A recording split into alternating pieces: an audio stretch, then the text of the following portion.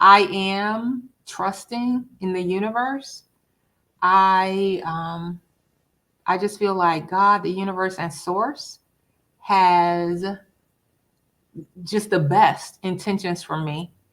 And there was a time in my life where I just felt like I'm a child of God. You know, He set the table for me. I can go in here and pick whatever I want, eat it. I'm good. And then I went through a phase in my life where I was like, I just didn't feel that. And now I'm getting back to there, and I pinch myself. I'm like, wow. Yeah. Um, a lot of the overwhelm is taken away, and I'm feeling like I'm walking in my purpose. Hey, everyone. Let's start healing. I'm Adrianne Murchison, and welcome to the Let's Start Healing podcast. We have more in common than we think, and what we have in common can change the world. God willing. What we have in common can change the world. And I am happy to come to you today with my guest, Dr. Camille White, who is here for the second time. And she is a very amazing person because she is a medical doctor and she actually changed professions. When she was on episode 134 of Let's Start Healing, which I will put in the description of this episode, she talked about how she came through a debilitating illness. And it was really through sheer will. And she got to a point where she went within and she discovered what would really make her happy, what would bring her fulfillment, what was not bringing her fulfillment. And that was most definitely the medical practice that she was in. And she's now an executive business coach. And she shares a lot of very helpful, fruitful tips about the workplace and what you can do to navigate whatever circumstance you are in. She shares a lot of that on social media, and you've probably seen some of her clips before. I'll put some of that in the description as well. So, we are just chatting today about what some of the feedback that she's been getting about what people are dealing with. And we're just chit chatting. And I'm coming to you today on a day that I was at a memorial service. And there were many themes that came through this memorial service. And one of the themes reminds me of Camille. It reminds me of myself. It reminds me of many, many of my good friends. And so the memorial service was for novelist Tina McElroy Ansa. And I actually had the honor of writing a story about her back in February. I talked to her through a Zoom in January. She lived on St. Simon's Island in Georgia. And just uh, when I think of her, I think of lightness of being. I didn't know her deeply. She had so many loved ones who she was connected to, but to see her, she was I want to say about 73. She was in her early 70s, and she had this lightness that actually reminded me of both my mother and myself. And she uh as I said, just a very light spirit. And she was unapologetically who she was. And I say that because one of the points that was brought up during her memorial service was just that she was unapologetic about who she was. And she was a person that was very connected to her ancestors and uh, to her roots. She was from Macon. She grew up listening to stories about her ancestors from her grandparents and her relatives, sitting on the front porch listening to them tell stories, and that fed into her becoming a writer. And being a writer, I'm a writer, can be, and a journalist. She was a journalist. I'll tell you more about that in a moment. But it can be a lonely experience. It can feel isolating because everything is coming from inside you. Everything, no matter what you're doing, no matter what you're writing, it's coming from inside you. Like music. Music is coming from obviously inside that artist. And for her to be able to tap into that, and she was a mentor to so many people, and there's just so much about her, and there's some themes that came up through this service that I want to share. And as I said, one of them was being unapologetic about who she is. Something that I say to people, and when they lose a loved one, is that I will say that, especially if it's a parent, especially if it's a parent, I will say that, you know, to that person, that their parent is with them in spirit, because I know that that mother or father will never leave their child. I know that. And I have experienced that firsthand. And I didn't know Tina very well. I know from when I interviewed her and from talking to her best friend and listening to other friends talk about her today. And it's just known that she tapped into spirits. She tapped into her ancestral spirits. And she wasn't afraid to hear the voice of God or the voice of a guide. And so I love that.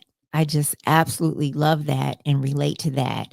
And the thing is that she was, as a friend of hers said today, she was unapologetic about who she is, or who she was, who she is, because she still does exist in spirit. And I think about my friends and myself, my friends such as Dr. Camille White, and so many of them. I mean, I can't think of a friend who's not unapologetic about who they are. Just very, very, this is me, take me or leave me. And I have to acknowledge that for myself, a lot of people think that I've always been that way because of my personality. And I can be very direct, and I want to know you, and I become curious about what you're doing and why you're doing it. But really, I only became unapologetic about who I am about a week before my birthday in 2023. I don't know what happened. I just know something shifted, and I was like, F it. This is who I am. And I have to say also that what fed into that was a work experience. And that's what Dr. Camille White, talks about, is work situations, work experiences. And I have shared in a previous previous episodes, not just one, how I was in a difficult situation, I would say from 2020 to, I guess sometime last year, it started easing up. It was easing up before then, but definitely 2020, 2021. And then it started easing up, but I was still feeling some angst. But in the heart of the difficulty in my work situation, I was like, what is this thing for? Because what is this thing for, God? God, what is this thing for? Because that's what my spirituality has taught me to question. if I'm going through a situation, what is this situation trying to teach me? And what I found was, and I was in a really great place before I went into the work situation I was in starting in 2020. I was in a good place within myself. And I found that the difficulties that I was experiencing was to help me claim myself in a bigger way, to help me own myself in a bigger way, to stand up for myself in a bigger way, to help me be unapologetic about who I am. And I think that that is what we are called to do. And it's not to be unapologetic about causing somebody harm or being disparaging about someone else. It's about really tapping into who we are, who God made us to be. And that was another thing that came up in the service today that I thought was so powerful and beautiful about how God created her, Tina McElroy Ansa, to be who she was as a human. He shaped her and created her to be exactly who she is, who she was and who she is. When she was here, she was a spirit in a human form. And that's how those of us who are here, God created us, and he created us for a particular assignment. I believe that we are all one and we are all connected, but each of us has an assignment. That assignment is connected to our passion. And that's our calling. And what happens if we don't follow that calling? What happens if we don't follow that calling? And I've talked about that recently. I mentioned that I heard Michael Bernard Beckwith say that the message that he got was, why am I here? If I don't follow that calling, then, I may not be here much longer. What is the reason for me to be here? Maybe I will not live much longer if I don't follow that calling. So we are called on for a particular purpose. I believe our ultimate purpose is to serve each other, but that can appear in different ways. From you to me to the other listener to the person we encounter on the street today to somebody in our family, all of us have a different calling, but I believe that it is ultimately to serve each other. That's why we're here. And so I love what Camille is doing, Dr. Camille White. I love what she is doing, and it's connected for me to all of us, and connected to. I'm thinking of her after being at this service today, and I'm thinking of many people that I know. And before I get to Camille, I want to share some other things that came up today in this service. There was a video and of Tina McElroy Ansa at different points in her life and just sharing wisdom that she felt that she was getting from a divine place. And she said directly into the camera, right now. Now, she was a writer and she said, right now, but it was also right now, like right here, right now. We're called on to be present, to do that thing that we're supposed to do, that we may put off, and maybe a dream, and it may be I'll get to it. Eventually, I want to write my memoir. Eventually, I want to paint a painting. Eventually, I want to create a nonprofit. We are called on to do that thing right now. And I believe that, we have the dream. People ask me, about my podcast and what or my purpose and what do I want to do. I only know what I'm called to do right now, and what that turns into is God. That's God's doing, what it turns into.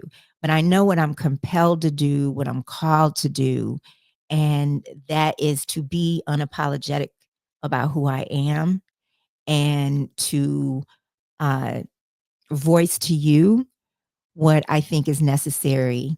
And whoever's meant to hear whatever message I convey, here's that message I convey.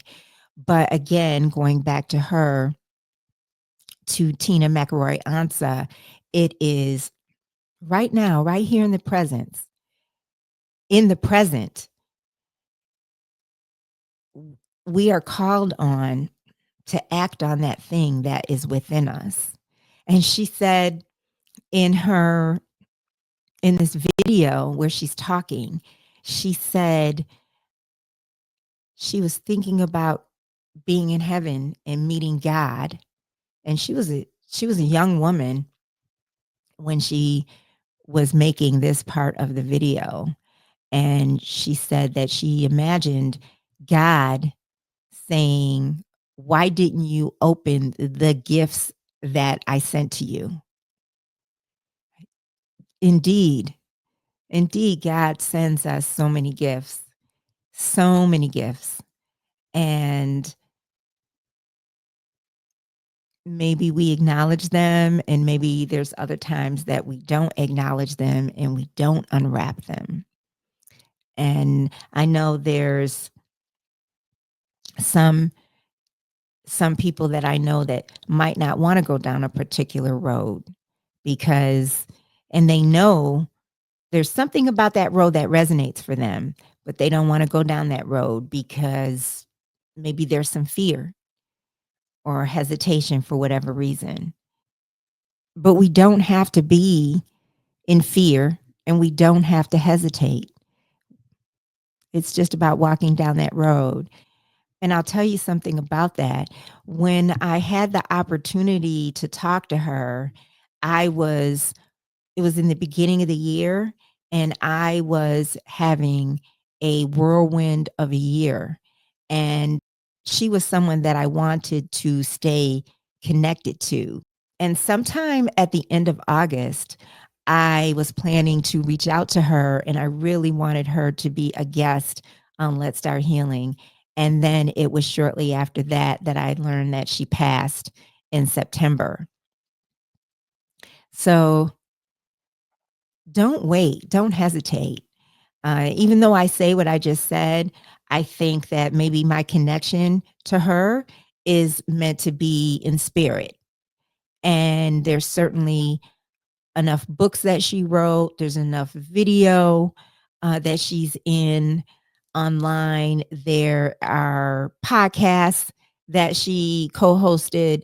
So those things, as well as prayer meditation, I can be connected to her and receive messages because, after all, she was about that divine spirit.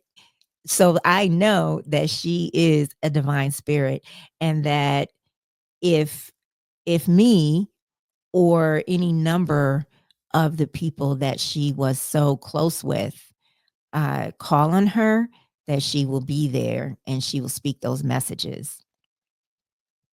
But the last thing I want to say is, when I think about what I'm sharing, and when I think about Dr. Camille White and what she's been through, as I said, she came through a debilitating illness, and it was her will and determination that brought her through that. I think about all of us and how we all go through, at one point or another in our lives, we go through some kind of heartbreak, whether it is a job loss, whether it's some kind of accident, whether it's some kind of violence or trauma, or it's a relationship. We all go through something, losing a parent or a spouse. We all go through something, but we are all love. We are all love. We are all one. And there's a line in A Course in Miracles that really always lifts me up. It is such a high vibration for me, and it is so real. And it says it's actually a lesson in A Course in Miracles, and it is, I walk with God in perfect holiness. I walk with God in perfect holiness. I light the world. I light my mind. I light all the minds that walk with God. All of us walk as one. So, after all of this, I bring you Dr. Camille White. Let's meet her. Let's get started and let's start healing. Welcome, Camille. Hey, Adrianne. It's good to see you. You've been busy lately, and I've been jealous of you on all these other podcasts. I'm like, I want you to come back on Let's Start Healing. Oh, the love is all for you. How have you been? I've been good. I feel like I'm vibing very high. Um, I feel like we're in a season of the divine feminine, and I'm just feeling it. So And I've heard other people say that, not necessarily mean those words, not necessarily using those words, but talking about this being the time of women. And do you think that's because of Kamala, or what do you think that's about? you know, um, it didn't begin. It is part. Kamala is part of it, but I started watching. We had Beyonce's tour that brought in, that garnered a lot of attention and brought in a lot of economic value to the different cities, states, and countries where she performed. Right, from buying tickets to buying outfits to girlfriends' outings to dinners to lunches, hotels, wherever she was performing, people were there. And then we had Taylor Swift, and she did that as well with the Eras tour. And then we had with the Barbie movie, and it broke box office expectations. And then Kamala, and we are just riding this wave of feminism, whether people want to realize it or not. Right? Yeah. Well, so share how you've been doing and how do you stay connected to your truth and your spirituality, because you've had some ups and downs in your personal life. Yeah, what I find is that I have to be committed to that routine of Mm-hmm. recharge. I have to be committed to taking something good in and, limiting my time on the phone in the digital space, limiting the time that I'm taking in politics. I find that it's toxic at this time and it's very anxiety producing. Yeah. So, and before you know it, you can wake up and say, oh, let me check my phone. Listen, don't touch it before 10 a.m. And you Mm-hmm. have to be disciplined enough to do that. When I wake up, say my affirmations, you're thinking about abundance, you're setting your intention, and then having something good to read. And we can do the same thing over and over again. Like I was doing my affirmations, I was doing my money poems, and I was reading Course in Miracles, a little bit. And it's like, okay, this routine is boring.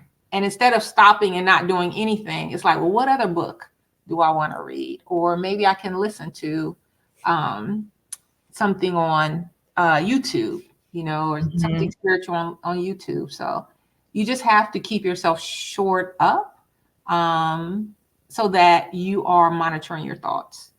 That's so true. Yeah. And say more about monitoring your thoughts, because that is so true. I mean, it's important. And you know what I always think about in A Course in Miracles? It says our thoughts are not our real thoughts, and that is so true in my case, because I like to sometimes circle back to how did I even get to this thought in the first place? And it's Yeah. like one thought led to another thought to another thought. Ooh. But my true thoughts will come about in stillness, complete stillness. Yes, Yeah. I did a last week I did the services with Michael Beckwith, and they have like a way of meditation service. And I said, I think I'm in the wrong service, but I'm going to listen anyway. And I just sat down on the rug up here and sat cross-legged and just did like the meditation. And so that was Sunday. And then on Monday, I felt it. I was like, that was so juicy. It was just so refreshing. It was like a cool glass of water, just Mm-hmm. sitting there and taking it all, just being still. And Yeah. now I see why people go on those silent retreats, right? Yes. Yes. It's amazing. Mm-hmm. Something that simple. And that goes back to less is more. So, so yeah, I'm doing your year of miracles, and Yamina is in my group, which is awesome. So we talk about what we want our intentions to be for the next 2 weeks, and we write them down, and then we do a supercharging where we put our hands up, and we say like a poem to and so it is. This is what we're putting out in the universe, and we do that for each person in the group. And and that's wonderful too. Then I started reading Creating Money, um, Abundance, and it talked about being in the small group and setting your intentions and supporting each other. They call it magnetizing. So yeah, but it's easy to get off track because you're thinking you have so much to do. So you jump out of bed, you go to the computer, but you have to go back. You have to have that time set aside for yourself. And Yeah. that's the most important thing. Yeah. Lately, I have been feeling overwhelmed. Like I have just too much on my schedule. And so until I can learn to be better, I have to cancel things sometimes. Yeah. I have to say, I can't do this after all. This is not going to work. And that's okay. And yeah, yeah, Trust yourself. That's okay. absolutely. That's Absolutely. okay. So, how would you describe your spirituality? At this point, I would just say it's juicy. I ain't gonna lie. I am trusting in the universe. I just feel like God, the universe, and source has just the best intentions for me. And there was a time in my life where I just felt like I'm a child of God. He set the table for me. I can go in here and pick whatever I want, eat it. I'm good. And then I went through a phase in my life where I was like, I just didn't feel that. And now I'm getting back to there. And I pinch myself. I'm like, wow. Yeah, A lot of the overwhelm is taken away. And I'm feeling like I'm walking in my purpose. And even when I talk to clients, I'm exuberant and like, yeah, this is like da da da da da. And they see it and they're like, yeah, this is what I was looking for. That kind of thing. So yeah, it is the gift that keeps on giving. That's what I would say. mm, and When I that's what it's supposed to be. yes, when I started doing my affirmations, my reading, that discipline part, right? Um, and people, I was watching, I think it was Serena or Venus Williams, and they were talking about discipline, and she said, discipline is freedom. And that thing hit me because it is. When you discipline yourself to say, I'm not going to eat that food, I'm going to take care of my body, I'm going to practice radical self love through my affirmations, my meditation, my exercise, things like that, you set yourself up for success. And you may not see it right then and there, but you got to keep kind of pushing, pushing, pushing to break the barrier. And then once you break it, boom, the floodgates come in. And you just got to be in your purpose.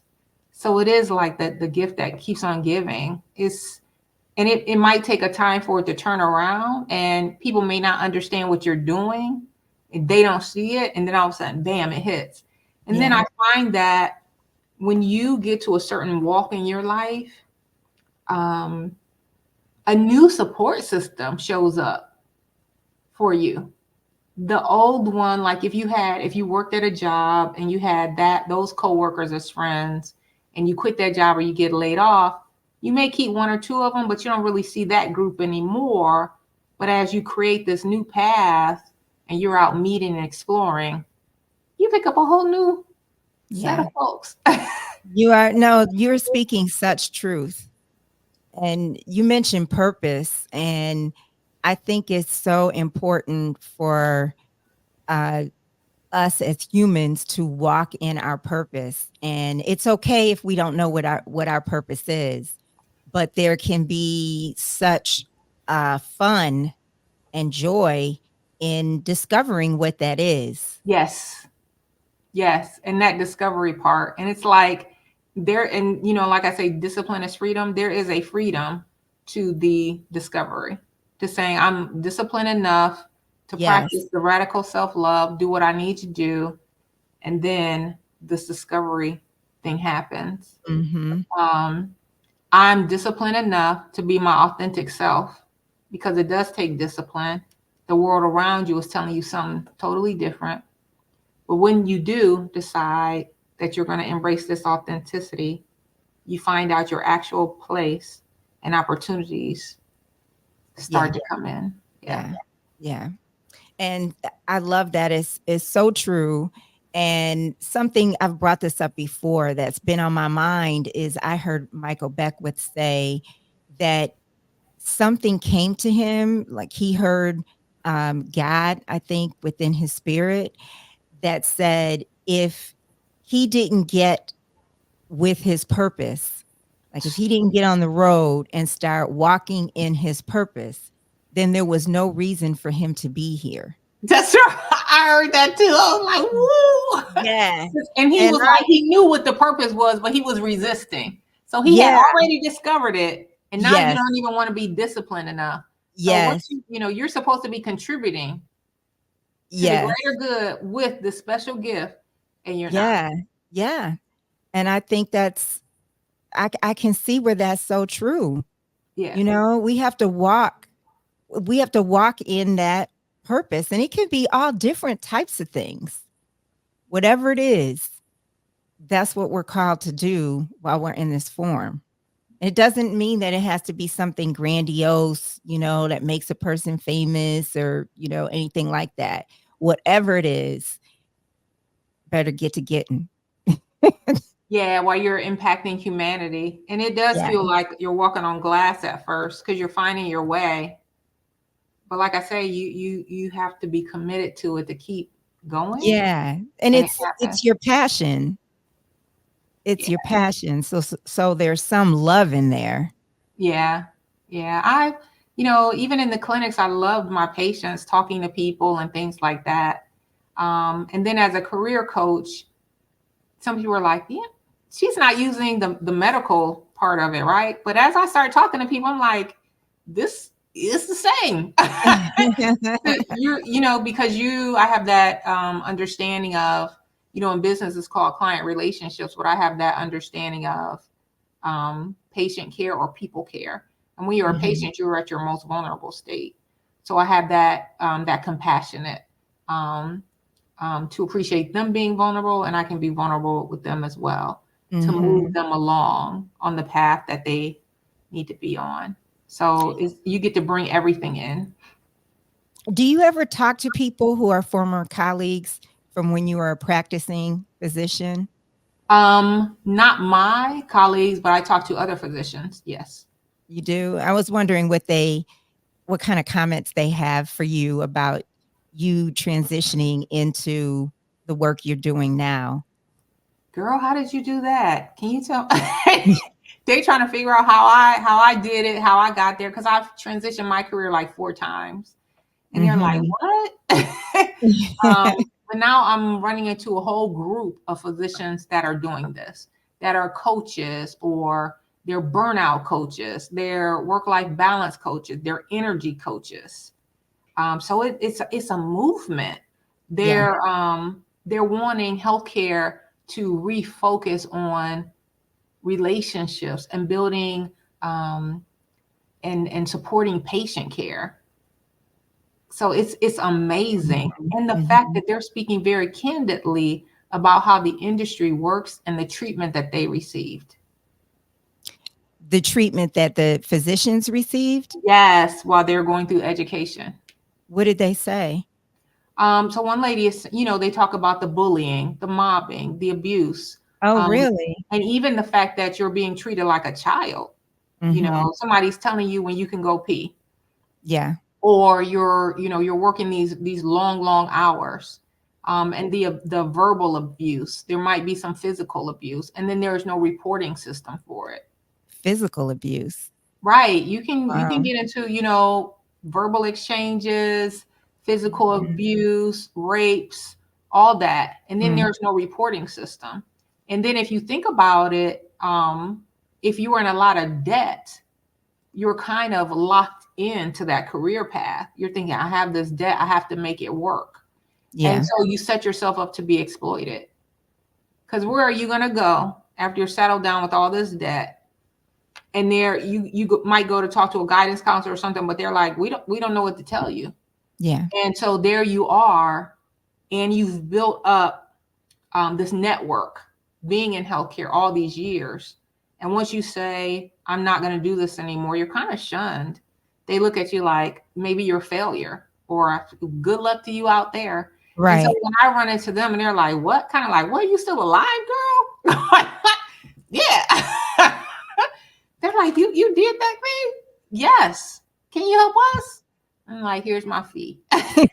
So, I was talking to a physician, and I still have some trauma from that. And it was a white guy, and he had started his own consultancy, and he was like, I was wondering if you could, come on board over here, or maybe co-host a podcast. And I was like, nah, I'm doing my own thing, right? I said, I had to tell him, I said, I'm looking at you like you're one of the people who abused me. You were part of the problem, and now you want to say, hey, come over here and work for me. I said, no, no. So Yeah. I said, now is if there's any way that we can come into a synergy or collaboration or something like that, but it will not be me giving Right. up what I've done to move over there. And they have like a foundation. I said, I don't even see any brown faces, Mm. as part of that foundation, but you want me to come over and do, no, no, no. Right. What do you think that people are dealing with in the workplace these days? With what are you getting, because you're so active, with offering guidance and tips on social media, and are you picking up the stress and the pressures that people are under? Yes, especially with the layoffs. And I did make a post like on TikTok that just people just kept viewing it and viewing it and viewing. I think it got like 10,000 views talking about the layoffs and how different generations are impacted. There have been a few articles like in Yahoo News, MSN about Gen Z, and how after a month of employment, they are being fired, laid off because they're not up to standards. But that's a different generation, right? They've Mhm. gone through so much trauma too. So there's that. And they're expecting the workplace to be different. They're expecting a certain amount of respect, Mhm. and to be treated a certain way. Then there's the millennial group, and then I would say Gen X. And Gen X, a lot of employers are laying off people 40 and above, right? And to the point where I think it was IBM had a lawsuit. People were suing IBM because they were laying off older workers, calling them dino babies. Um, Really? Yes, and then you know how when one company does it, they set the precedent, and then other companies come in behind them and do that as well. But it's interesting the conversation that unfolded, because people were saying that baby boomers are still in the workplace, and they said that the dynamic between baby boomers as well as and Gen X is that a baby boomer will be in a position and they can retire, they should retire, and it is promised to someone in Gen X that as soon as this person retires, then you'll get that slot. But then the baby boomers kind of manipulate it to their own benefit to stay in that position while Gen Mhm. X waits. And I Mm. think, and they say, they say that the baby boomers are part of the problem, but at the same time, I'm like, you could look at them as part of the problem, but I know for a lot of Black people and women, they just did not have the opportunity to make the kind of money that they need to retire.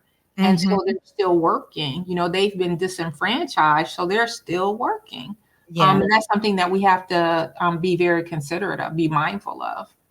Yeah, and I know I'm finding, I mean, in my case, I was laid off, and I know my company is offering, mine was a mandatory layoff, and I mentioned this to you, and then just a few weeks later, uh, they offered an involuntary layoff. My understanding is, excuse me, a voluntary layoff. Mine was mandatory. And to people over a certain age. My understanding it's people over 50. And and it was done unfairly in Yep. my case, which I mentioned.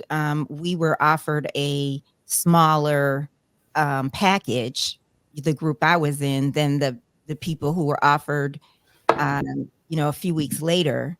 Yep. And I've been thinking that I think that this ageism thing, I think with this generation, I don't think it'll be the same, say 20 years from now, No, it won't be. because I feel like it will have improved, because it's ridiculous to me that it's going on, and there's so many people around here with so many skills, and then all of a sudden they're being told we don't need you anymore. Yeah. And I understand the technology part, but beyond that. so even before like AI came into place, so I started doing some research on it, and I came across an article on ProPublica, and it said that most people 40 and over have experienced 2 or 3 layoffs in their Yes. career. Yes. So that'll set you back.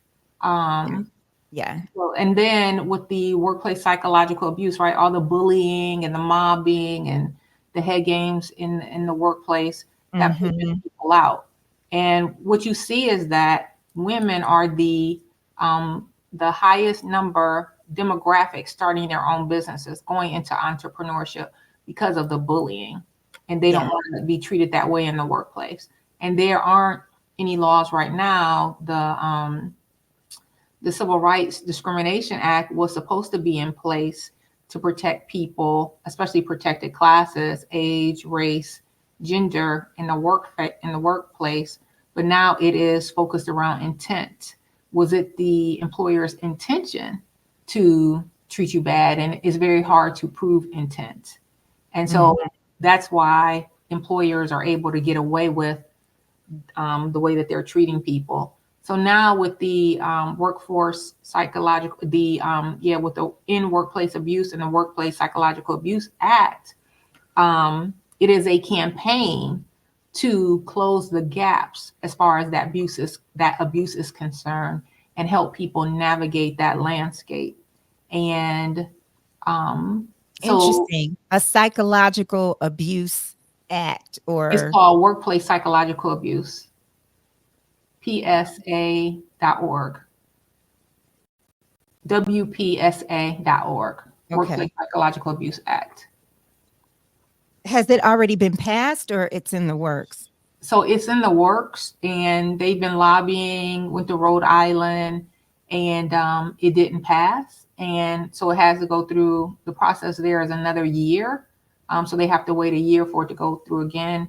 So Rhode Island, Massachusetts, but it might go through DC.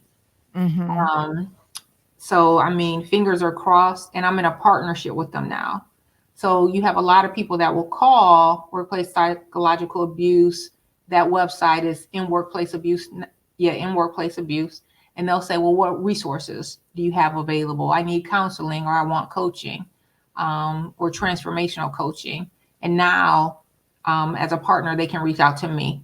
And there's also another organization called Dignity Now that does group coaching for people. Like the lady who started it, she's a social worker, so she does group counseling with it.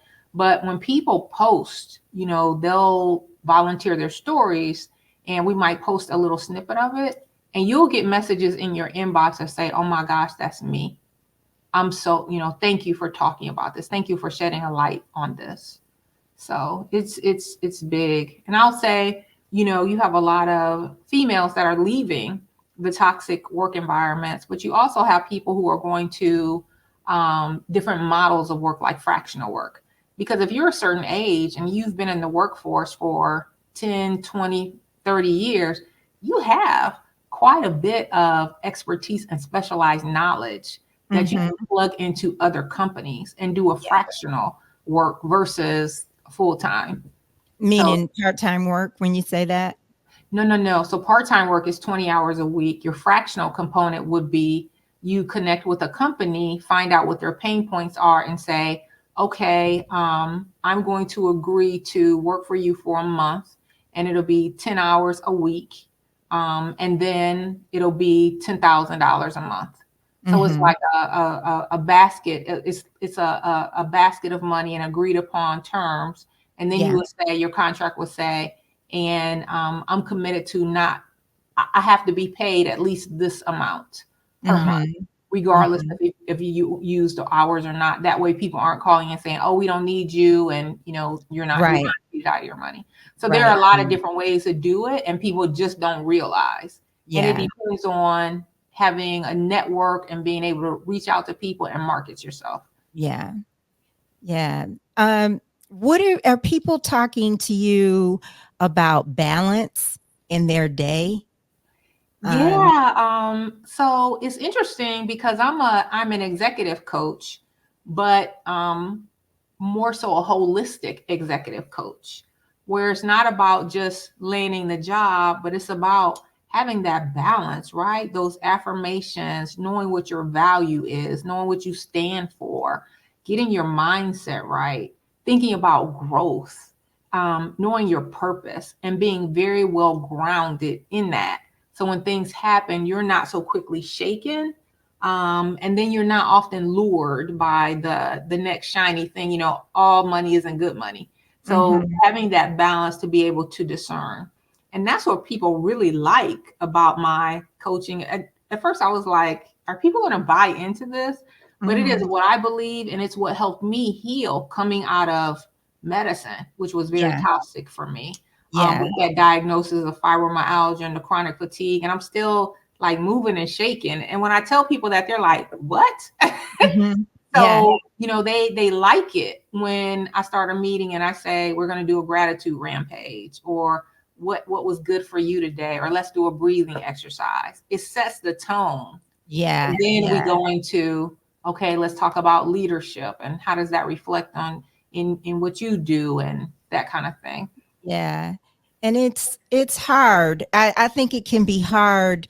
I know for me, it can be sometimes where I can do everything to get centered in the morning, but then in the day, during the course of the day, I get so wrapped up, and no matter what, I'll say, okay, I'm gonna stop at this time, or I'm gonna get up at this time, and walk around. And I don't end up doing that, but it's still important to try and at least set the intention. But by all means, you have to get yourself right in the morning before you even get started. But I know Right. that I can just lose time during the course of the day. Yeah. Well, what about your dog? Don't you have to stop and walk Shiloh, right? Shiloh can hold it in. What kind of pet mom are you? I You like you know. gotta hold it in. I know. He can hold it in. He can hold it in. Sometimes he holds it in to the end of the day, to later in the day. I used to just He's a say, good boy. okay, I'm gonna take a pause at noon. I gotta take the dog out, and people will understand because you need that sunshine to hit you, Yeah. and also grounding. Take your shoes off and walk in the grass for a little bit. Yeah, you Yeah. have to be first. It really is radical self-love. It is. And can you speak to this? Do you ever talk about this? Less is more Oh yeah. in terms of work. Like, I think that I know I have this mindset, I have to do this, I have to do this, I have to do this. But really, less is more. Yeah. And it also allows you to recharge. When you step away from it, it's like, oh, now I got new ideas. And, when I have client meetings, I'm thinking, oh, I'm going to put this whole proposal together. I got this half-hour meeting. I'm going to type out a proposal. But when you get on and you don't have that proposal or those notes, and you're just speaking genuinely about your services and your offering, and you're building trust, and you're not pushing it on them, I think it works out better. Yeah. Yeah. They want to work with you. I think so. And even to say to a client, they're like, well, when do I have to sign up? And I'm like, oh, well, take your time. I want you to, meditate on it. And they're like, what? So meditate on it. I want you to list out your priorities and, be able to circle some time out on your calendar so that when we start, we can just really get in. They're like, what? Because when you sell, you're supposed to talk to people about scarcity, right? Like, oh, you got to do it. That all the spots are taken. Da da da. There's no scarcity. We do abundance. Yeah. Yeah. Well, so would you share a miracle or a blessing that you've experienced recently, if there is one, that where you could say, this was completely God. I had nothing to do with this. Yeah, I mean, it was like quite a few of them. So I was thinking about, I'm always like, okay, I have this affirmation around my business and growing it and things like that. And so I have been doing some client outreach, and I just had a brief conversation with a woman that I met in a group or something.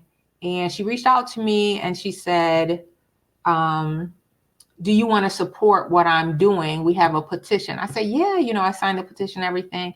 Then she reached back out and she said, listen, we would like to partner with you because people reach out and they want services, and we're going to put your logo on our website so that when they reach out to us, we refer them to you. I was like, this is mind blowing.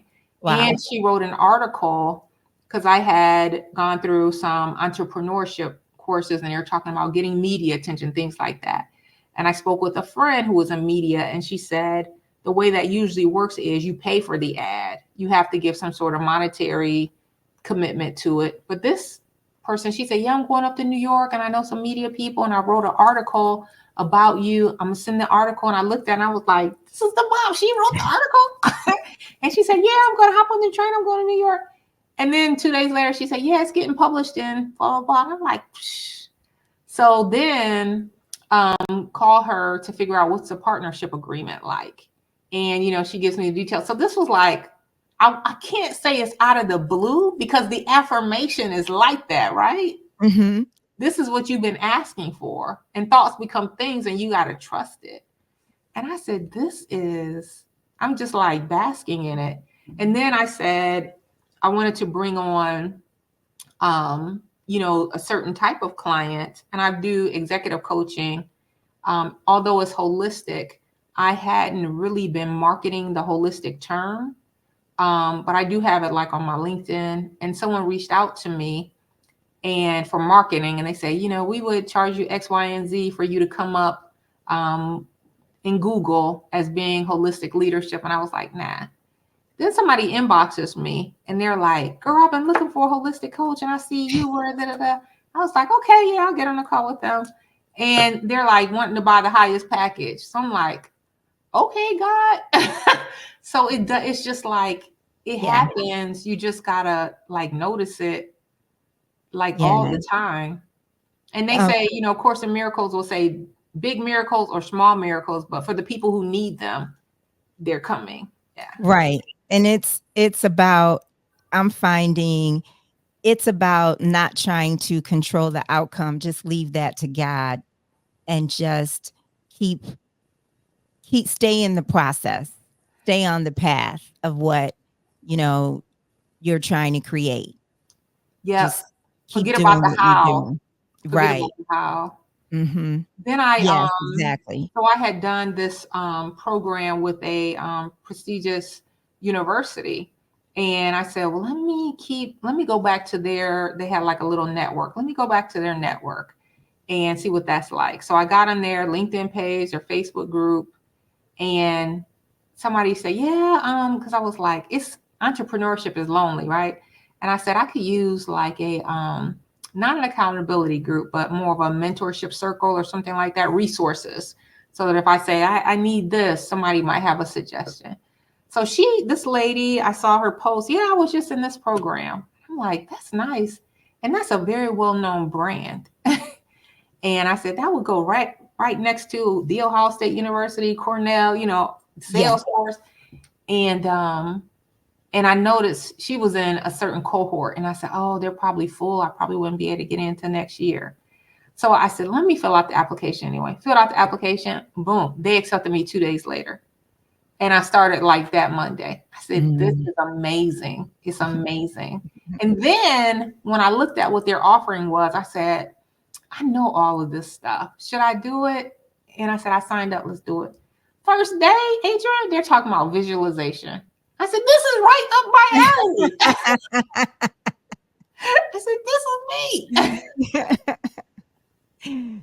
Well, share with people what you do in terms of your executive coaching and how they can, I know there's different levels, and how they can get in touch with you.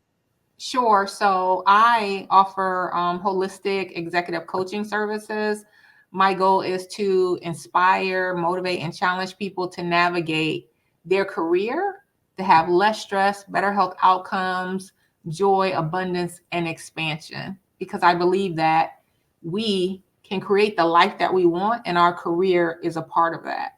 And the coaching is set up to help you become the most dynamic person that you are, whether you're a wife, a mother, a sister, a board member, a CEO, or whoever it is. We want to work on that whole part of you. And so I offer 3 different packages, and they're based on mindfulness, law of attraction, your skills, transitioning, running a company, whatever the case may be. I have one package. It's for people who are starting their career journey, and I call it a 24/7 package, and it's videos, and you watch the videos, and it's focused on your career campaign, resume review, setting up your LinkedIn. But there's also an aspect that addresses microaggressions in the workplace, and that's called protect your neck and your peace. And it talks to you about what the conversations to be having, how to document the information, how to protect yourself in those thorny situations. It also talks about just how to navigate the landscape to get promotions, what kind of conversations you should be having, what your one-on-ones should look like, how to ask for a raise, salary negotiations, all that stuff. The next level is for mid-level career people. And so it's a mid-level one. And then I have an executive package for CEOs, VIPs, things like that. And those 2 packages are very close, except for the mid-career is 12 meetings, and it's twice a week. It's actually 12 weeks. It's twice a week. And the first day I go over a concept, and then on a Wednesday I go over a co-working session. So I'm asking you to create these deliverables, but I help you, because you might say, oh, I'm intimidated, I don't know how to do it. So I jump in. It's kind of like if you were in college and you had a work buddy, that kind of thing. They are personalized, they're crafted for whatever your needs are. There's also strategic assessments, workbooks, things like that. And you get the recording from our session so that you can use it like a podcast if you want to listen to it in the car or what have you.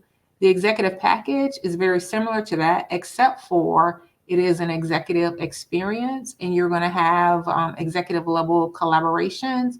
You're going to talk about client relationships and extended leadership skills. So, and then I have hot seat coaching, 15 minutes, 30 minutes, or 60 minutes, where you can call in and say, hey, I'm not a part of your program, but I have a question, and I'll sit down with you and go over different things. Yeah. I think you'd be great for call-in radio. Oh, call-in radio. Okay. Yeah, or call-in podcast. Oh, okay. I think you would be great for that because people do have so many different dynamics going on. Right. And Mm-hmm. So yeah, on TikTok, they're like, oh, you should do TikTok lives, like twice a week. And so I'm yeah, thinking about launching that, whether I want it to be a TikTok live or whether it will be YouTube, something yeah, more accessible. Yeah. yeah. I think that's a great idea.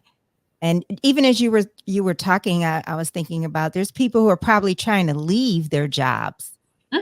and want guidance, around how to transition, out of where they are into maybe, being an entrepreneur. Yep. I get a lot of clients like that. They might come Yeah. in first and say, I want a promotion. And then as we started examining their skill set, I'm like, wait a minute, you an entrepreneur. Yeah. And then we get on that track. So the discovery process, even though I have like 12 weeks and 24 weeks, a lot of times it extends past that Mhm. because I tell people your success is my success. So as long Yeah. as I know that you're serious about it and you're committed to it, we continue to work together. Yeah. Yeah. Well, and then how can people reach you? Of course, I'm at inspire2evolve.com, INSPIRE, the number two, and then evolve, EVOLVE.com. I'm also on TikTok, LinkedIn, Instagram, and Facebook, Camille White, or Inspire to Dr. Evolve. Camille White, thank you very much. So on Facebook, I'm under Camille White because I just started getting all these people in my inbox asking me medical questions. I'm like, this is crazy. Instagram, it's lovely Dr. Camille. LinkedIn is Dr. Camille White. It's actually Camille White, MD, MHA. On TikTok is Dr. Camille. So yeah, Okay. Wow. they can find me. I'm there. Well, thank you so much, Camille. This has been wonderful. It's always good to see you. I see you're doing some expansion as well. Yes, I am, and I'm enjoying it. I'm enjoying it. A Course in Miracles podcast, and then my College Park, Voices of Yes. College Park. Yeah, it's like a cool drink of water, isn't it? It is. Nothing It but up is. from here. Nothing but up. Yeah, somebody was saying to me, like, you love this stuff. And I was like, I really do. Yeah.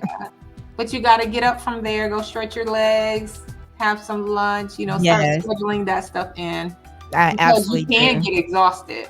You can get exhausted. Oh, no question about it. No, and I tend to sit, cross legs, my legs up crossed. And so, the older I get, when I unfold them and stand up, I'm like, oh my gosh. Are you still running too? Yeah. Yeah. Girl, I questioned myself because I was walking and I was like, oh, I'm moving so slow. What is going on? As long as you're moving. My neighbor was like, well, yeah, you're getting up and you're walking 3 miles. I was like, oh, I didn't. I said, we used to walk all this distance to go to school. And she was like, you was 17 then. Yeah. Well, thank you so much for doing this. And of course, we have to do it again, make it a regular thing. Yes, I appreciate you. Thank you.